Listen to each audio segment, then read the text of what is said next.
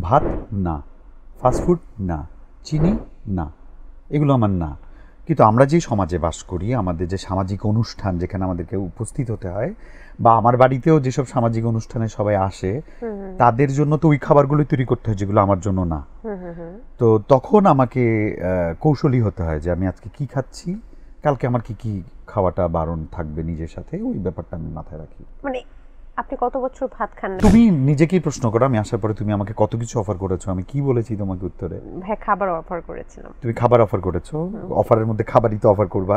জি। আর আমি আমি কি উত্তর দিয়েছি সেটা তোমাকে জিজ্ঞেস করলাম। বলেছেন কিছু লাগবে না, কারণ আমি বাসায় অনেক খাবার বসিয়ে এসেছি। চুলায়।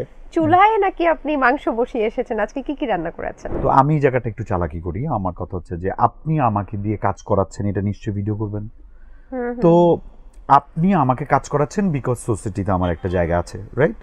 তো ওই জায়গার বিনিময়ে আমাকে ট্রিটমেন্ট বা সার্ভিস দিচ্ছেন, কিন্তু ভিডিও যে করছেন তার বিনিময়ে আমি কি পাচ্ছি? আমি মানুষটা খুবই নিজের যত্নের ব্যাপারে খুব অগোছালো। আমি জাস্ট যেটা করি সেটা হচ্ছে খাবারটা আমি মেনটেন করি। আচ্ছা, শুধু খাবারটা আমি মেনটেন করি, না আমার ঘুম ঠিক আছে, না আমার মানে স্কিন কেয়ারের কোনো কিছু ঠিক আছে। একটা বিষয় একটু জানতে চাচ্ছিলাম যে এই যে সৃষ্টিকর্তাকে এত সুন্দর করে ধন্যবাদ দিলেন, নিশ্চয়ই সৃষ্টিকর্তা আপনাকে যেভাবে সৃষ্টি করেছেন তেমনই তো থাকবেন।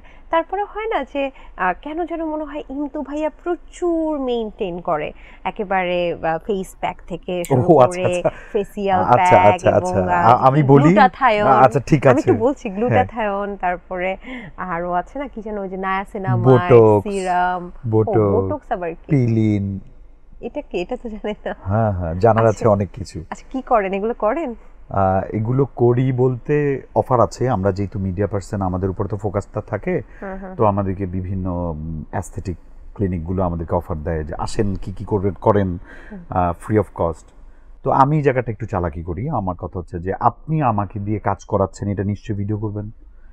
তো আপনি আমাকে কাজ করাচ্ছেন বিকজ সোসাইটিতে আমার একটা জায়গা আছে, রাইট?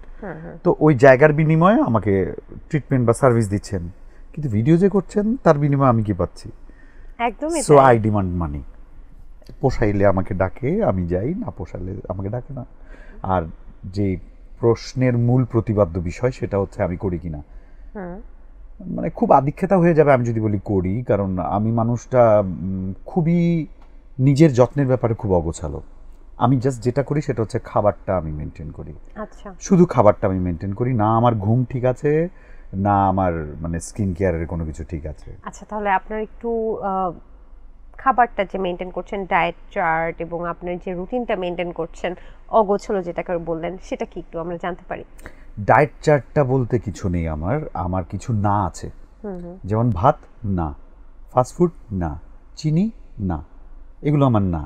কিন্তু আমরা যে সমাজে বাস করি, আমাদের যে সামাজিক অনুষ্ঠান যেখানে আমাদেরকে উপস্থিত হতে হয়, বা আমার বাড়িতেও যেসব সামাজিক অনুষ্ঠানে সবাই আসে, তাদের জন্য তো ওই খাবারগুলো তৈরি করতে হয় যেগুলো আমার জন্য না।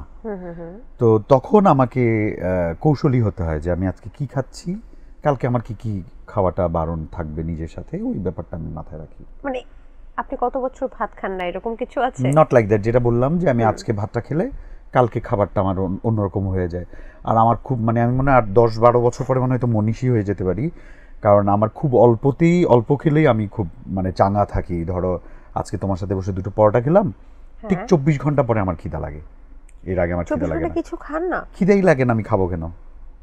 আপনি অন্য কিছু দিয়ে পেট ভরেন নাকি? পানি, পানি মানে পানিটাও কম খাই কিন্তু খাই, পানিটা খেতে হয়, পানিটা খাওয়া ভালো। বাহ, এইভাবে যদি প্রত্যেকটা বাঙালি থাকতে পারতো তাহলে তো মনে হয় যে এই যে ঐতিহ্যবাহী ভুঁড়িটা হইতো না সবার। তুমি নিজেকেই প্রশ্ন করো, আমি আসার পরে তুমি আমাকে কত কিছু অফার করেছো, আমি কি বলেছি তোমাকে উত্তরে? হ্যাঁ, খাবার অফার করেছিলাম। তুমি খাবার অফার করেছো, অফারের মধ্যে খাবারই তো অফার করবা।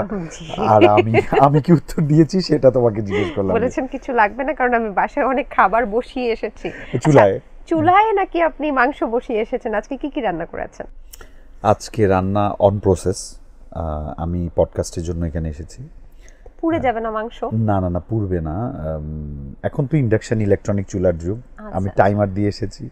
হাঁসের মাংসটা আমি টাইমার দিয়েছি যে 40 মিনিটস, আর গরুর মাংসে 1 ঘন্টা 15 মিনিট আমি দিয়ে এসেছি। আর ফ্লেমটা অনেক কমানো ছিল, সো ডোন্ট ওয়ারি, ঠিকঠাক থাকবে। বাহ, আজকে বিশেষ রান্না বান্না করার কারণটা কি? আমি মানে আমার বন্ধুদের, আমি খুব ফ্রেন্ড ম্যাটেরিয়াল, বন্ধুদেরকে ভীষণ পছন্দ করি, অনেক দিন ওদের সঙ্গে দেখা হয় না। আমি ঢাকার বাইরে ছিলাম কাজের ক্ষেত্রে পারপাসে, আসলাম, এসেও আবার বিজি ছিলাম।